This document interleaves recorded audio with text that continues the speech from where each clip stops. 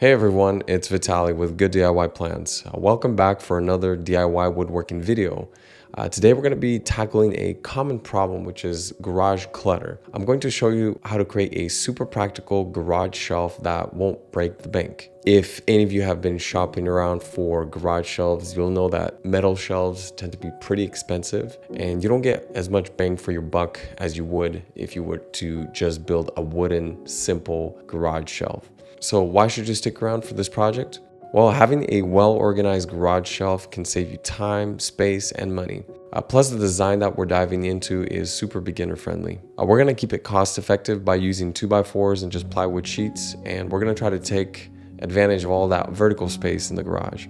Before we jump in, just wanted to mention that everything that we're going to cover in this video is going to be made available in a convenient DIY plan, and I'm going to link that in the description below, and we'll kind of go over that at the end of the video as well.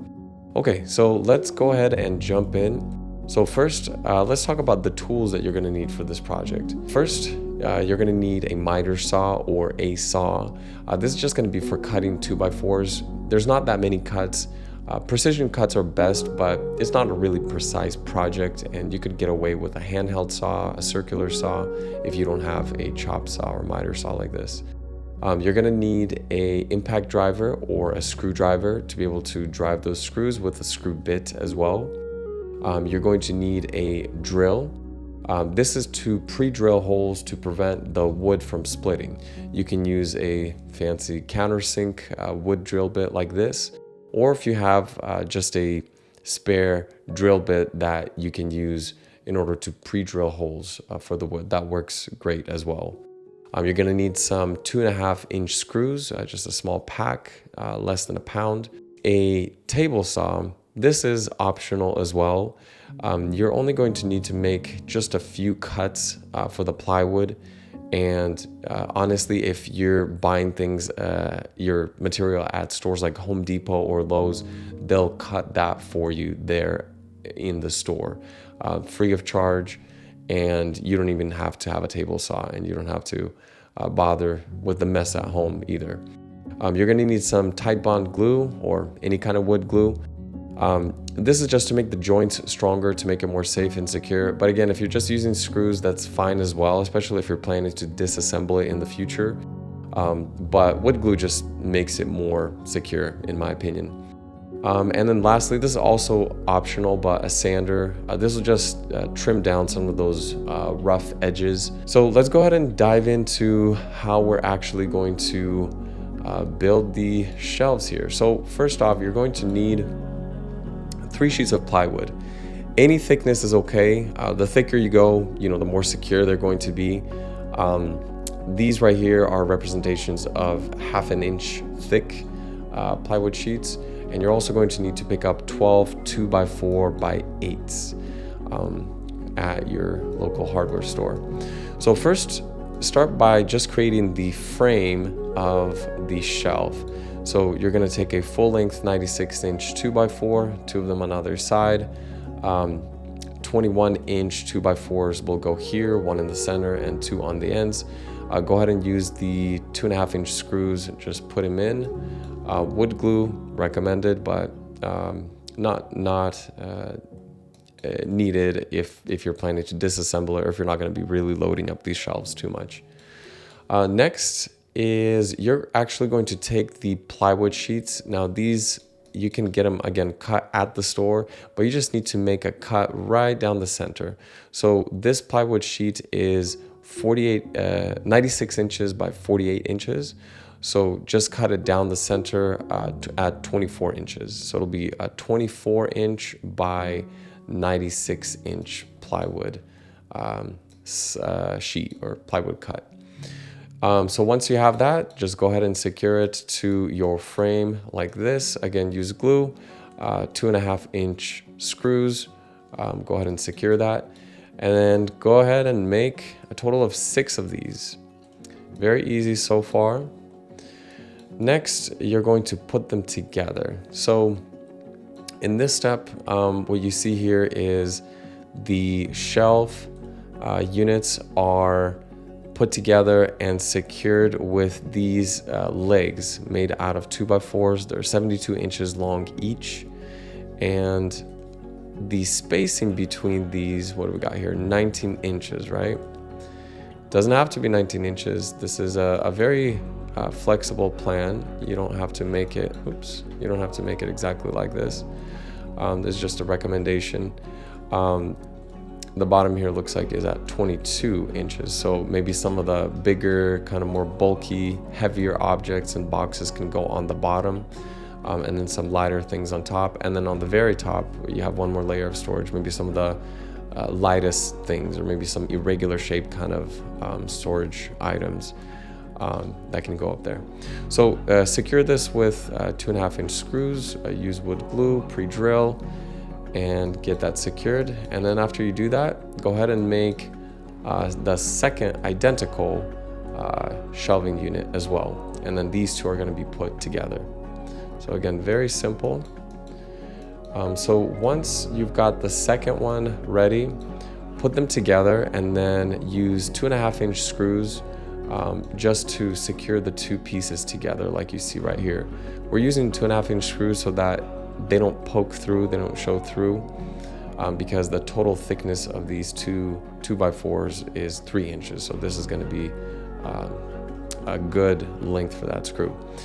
Once you have your shelves like this, it's not quite done yet because they're not secured to the wall. And that's really important, because if you load up these shelves, they're not exactly very thick, very deep. I mean, only 24 inches here.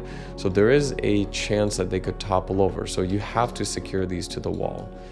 And the way that I recommend doing this, very simple, is if you can see here, you have screws, right?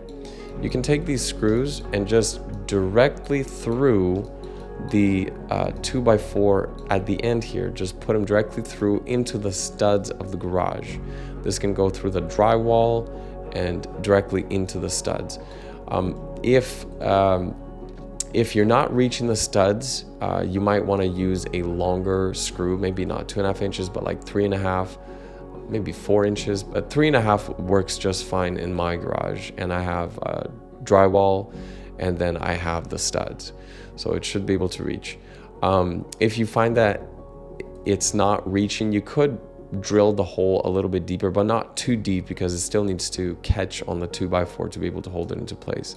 So these are just 16 inches apart, so that they make contact with the studs. Once you have that, now it's secure. So now you can start loading it up. All right, awesome. So now that your garage shelves are complete, go ahead and sand it down. If you're going to paint it, you can do that at this step. If you're going to stain it, that's fine as well.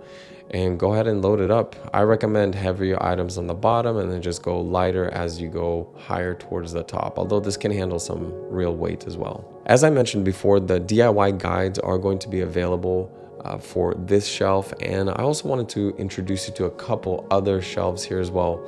I'm just gonna link my entire Etsy shop here. So on the Etsy shop, you can search within the shop. So there's a total of 189 items. So you can just search for shelf. So, oops, misspelled that. Shelf. And then I have several different options for that. So we've got the one that we were looking at just now. Here's a slightly different version. So this one has a medium-sized work desk here in between. So this shelf is made a little shorter. We have a medium-sized work desk. If you've got, some small projects or crafts or things that you want to do, that's a great option.